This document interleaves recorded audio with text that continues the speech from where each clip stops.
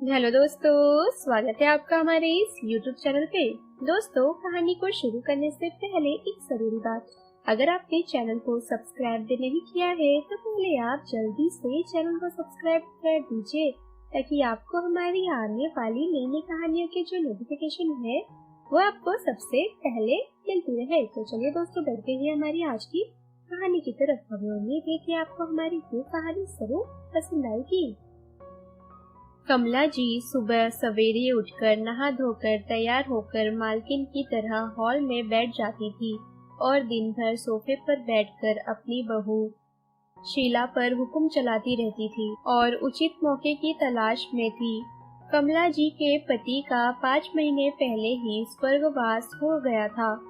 उसके बाद से ही वो जरा बीमार सी रहने लगी थी और बार बार डॉक्टर के चक्कर भी लगने लगे थे। फिर भी उनकी सत्ता और शासन में कोई भी कमी नहीं आई थी। कमला जी को अपनी जमीन जायदाद का बहुत घमंड था और इसी घमंड के कारण उनके सभी रिश्तेदार भी अब उनसे दूर दूर ही रहते थे। कमला जी का एक बेटा था नीरज और एक बेटी थी दिव्या। नीरज पर तो कमला जी जान छिड़कती थी। उन्होंने शुरुआत से ही बेटे और बेटी में बहुत ही भेदभाव किया हुआ था। वे अपने बेटे को अच्छे से अच्छा भोजन करवाती थी और बेटी को बचा खुचा खाना खिलाती थी। बेटी की गलती पर उसे 1000 बातें वो सुना देती थी और बेटी की गलतियों पर पर्दा डाल देती थी। उनका वश चलता तो वह बेटी को पढ़ने भी नहीं देती थी, लेकिन उनके पति ने जिद करके अपनी बेटी को भी उच्च शिक्षा दिलवाई थी। इसी कारण से कमला जी दिव्या से और भी ज्यादा चिढ़ती रहती थी, लेकिन बदले में उसे मिलती तो केवल डांट फटकार और मार पिटाई। एक उम्र के बाद दिव्या खुद ही समझ गई थी कि उसे उसकी माँ प्यार नहीं करती है, इसलिए स्वतः ही माँ से दूर रहने लगी थी। बेटे और बेटी में इतना भेदभाव था। कमला जी को अपने बेटे पर बड़ा गुरूर था और वह सोचती थी कि बेटी तो एक ना एक दिन शादी करके दूसरे घर पे चली जाएगी, लेकिन मेरा बेटा बुढ़ापे में बेटा ही काम आएगा। तभी तो वह दिव्या पर कोई भी खर्च करने से कतराती थी कि पैसे बचेंगे तो बेटे के ही काम आ जाएंगे। वो तो इस बात से भी भयभीत रहती थी कि कहीं दिव्या के विवाह में मोटा दहेज न देना पड़ जाए तो उनके बेटे की हिस्से की संपत्ति कम पड़ जाएगी।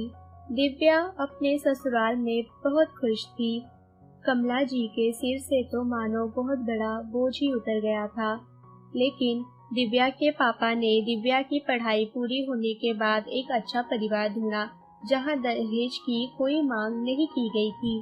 दिव्या के पापा ने बहुत ही धूमधाम से नितेश से दिव्या की शादी करवा दी थी, लेकिन जब जब दिव्या अपने मायके आती थी तो उसकी माँ का मुंह उतर जाता था कि अब शगुन वगैरह देने का खर्च अलग से होगा।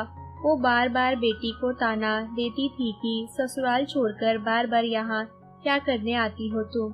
दिव्या की आंखों में यह सुनते ही आंसू आ जाते थे, लेकिन पिता के मुंह में वह मायके आना छोड़ नहीं पाती थी। और पिता के गुजर जाने के बाद तो जैसे दिव्या का मायका ही अब खत्म हो गया था। कहीं इसकी नजर मेरी जायदाद पर तो ना पड़ जाए, फिर मेरे बेटे के हिस्से में से इसे भी हिस्सा देना पड़ जाएगा। यही सब सोचकर उन्होंने दिव्या को जलील करने के लिए एक प्लान बनाया था। एक दिन दिव्या सुबह सोकर उठी तो घर में कोहराम मचा हुआ था। कमला जी ने दिव्या को देखते ही कहा, दिव्या कल रात को तुम मेरे कमरे में आई थी ना? दिव्या ने सहमति में सिर हिलाते हुए कहा, मैं तो आपके सिर में तेल लगाने आई थी माँ। कमला जी ने तपाक से कहा, दिव्या तुमने मेरे सोने के कड़े लिए हैं क्या? फिर कमला जी ने रूखे स्वर में कहा तो दिव्या तो सकपका गई। उसने हकलाते हुए कहा, नहीं माँ, मैं आपके कड़े क्यों लूंगी? कमला जी ने चिल्लाते हुए कहा, बहू तो मेरे कमरे में आई ही नहीं। मेरा बेटा ऐसी नीच हरकत करेगा ही नहीं तो बाकी बची तू। जरूर तुमने ये हरकत की है, तेरी ही हरकत है ये। मैं कहती हूँ अगर तेरे मन में कोई लालच नहीं तो क्यों बार बार मुंह उठाकर यहाँ चली आती है। दिव्या तो पाषाण की मूरत की भांति जड़ होकर रह गई। अपने ही घर में चोरी का इल्जाम उसके लिए असहनीय ही था। उसकी आंखों से आंसू बहते हुए आंसू रुकने का नाम ही नहीं ले रहे थे। कमला जी ने उसे सफाई देने का एक भी मौका नहीं दिया और तुरंत उसके कमरे में गई और उसका सामान लाकर उन्होंने उसका हाथ खींचते हुए उसे मायके की दहलीज के बाहर निकाल दिया और उसका बैग फेंकते हुए बोली कि चली जा यहाँ से, अब दोबारा इस घर में तू कभी भी कदम मत रखना। मुझे पता है ना कि तेरा अब यहाँ आना मुझे बिल्कुल भी पसंद नहीं है, तो क्यों बार बार तू मुंह उठाकर यहाँ पर चली आती है। यह सब सुनकर तो दिव्या को लगा जैसे किसी ने उसके कानों में गर्म शीशा उधेड़ दिया हो। दरवाजे के बाहर उसका कुछ सामान और कपड़े भूमि पर गिरे पड़े हुए थे। वे रोते हुए सब कुछ समेटने लगी। सामान तो उसने समेट लिया था, लेकिन मन की घुटन को कहाँ समेट पाई थी बेचारी। उस दिन मायके की दहलीज को उसने आखिरी बार प्रणाम किया था कि उन्होंने अपने बेटे की संपत्ति के लिए एक हिस्सेदार को सदा सदा के लिए उस घर से दूर कर दिया था। यह सब देखकर शीला को यकीन ही नहीं हो रहा था कि कोई माँ आखिर अपनी सगी बेटी के साथ ऐसा दुर्व्यवहार भी कर सकती है। दिव्या और बहुत सारे बिखरे एहसासों को बिना समेटे वहां से अपमानित होकर नम आंखें लिए हुए ऑटो में बैठकर वहां से चली गई। उसने निश्चय कर लिया था कि अब वह इस दहलीज पर जलील होने कभी भी नहीं आएगी।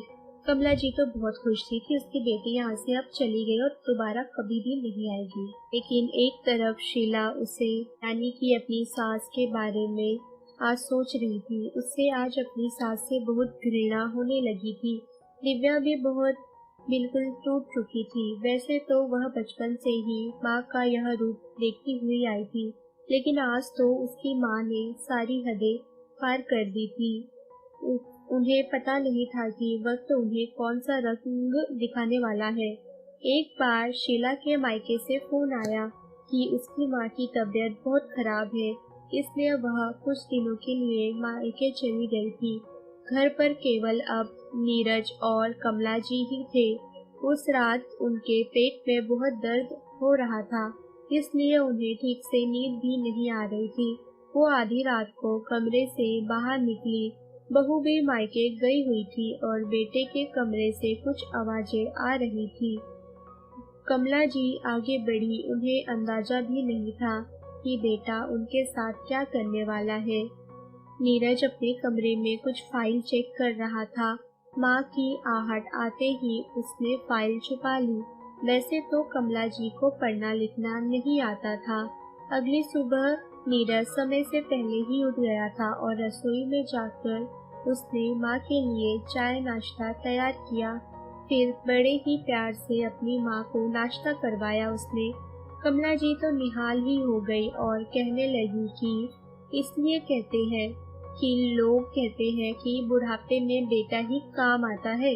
देखो तो मेरा बेटा मेरी कितनी सेवा कर रहा है। नीरज मुस्कुराते हुए बोला, माँ एक काम करो ना, मैंने आपके लिए हेल्थ इंश्योरेंस लिया है, आप उस पर अंगूठा लगा दो ना। तभी कमला जी ने खुशी खुशी बेटे के दिए पेपर्स पर अंगूठा लगा दिया। अंगूठा लगते ही नीरज कुटिलता से मुस्कुराया और अपनी पत्नी को फोन करने के लिए वो चला गया। कुछ दिनों में जब उसकी पत्नी शीला मायके से वापस आई, तब वो कमला जी से कहने लगी कि सासू माँ, शहर में एक नया वृद्धाश्रम खुला है, तो हम लोग सोच रहे हैं कि आप वहीं जाकर रह लीजिएगा। कमला जी गुस्से से उबलते हुए बोली, मेरे बेटे के होते हुए तुम मुझे वृद्धाश्रम में जाने की बात कर रही हो? मुझे वहाँ जाने की आखिर क्या जरूरत है? तू अपनी माँ को क्यों नहीं भेज देती वहाँ पर? उनकी बहू कुटिलता से मुस्कुराते हुए बोली, मेरी माँ आखिर क्यों जाएगी वृद्धाश्रम? मेरी माँ अपनी बहू के साथ दुर्व्यवहार थोड़ी ना करती है। वह तो आपने मेरी नाक में दम कर रखा था, इसलिए अब आपको मैं अपने साथ नहीं रखूंगी। कमला जी तब क्रोध से बोली, ये घर मेरा है, तू कौन होती है मुझे अपने साथ रखने वाली या नहीं रखने वाली? नीरज गुस्से से बोला, माँ तुम मेरी पत्नी से जरा तमीज से बात किया करो। अब ये घर मेरे नाम पर है और हम ये फैसला करेंगे कि तुम्हें यहाँ पर रहना है या नहीं रहना है। यह देखो, घर के कागजात पर तुमने खुद अंगूठा लगाया हुआ है। माँ तुम बूढ़ी हो गई हो, अब घर गृहस्थी का मोह छोड़ दो। हमारे भी कुछ रुपए बचेंगे। अब तुम वृद्धा आश्रम में अपने हम उम्र लोगों के साथ मजे से रहो। तुम्हारी बीमारी वगैरह में बहुत पैसे बर्बाद होने वाले हैं और आखिरकार ये सारी संपत्ति मेरी ही तो है, तो क्या इन पर अधिकार जताने के लिए तुम्हारे मरने का इंतजार करना होगा मुझे? यह बात सुनते ही कमला जी के तो पैरों तले जमीन ही खिसक गई। उनकी आंखों से अपने आप ही आंसू बहने लगे थे। बेटे के इस विश्वासघात से वो एक पल में ही टूट सी गई थी। उनके लिए उनका बेटा ही उनके जीवन की धुरी था, लेकिन बेटा तो उनसे भी अधिक धन का लोभी और स्वार्थी निकला था। आज समय उनके ही बनाए हुए आईने में उनके कर्म दिखा रहा था।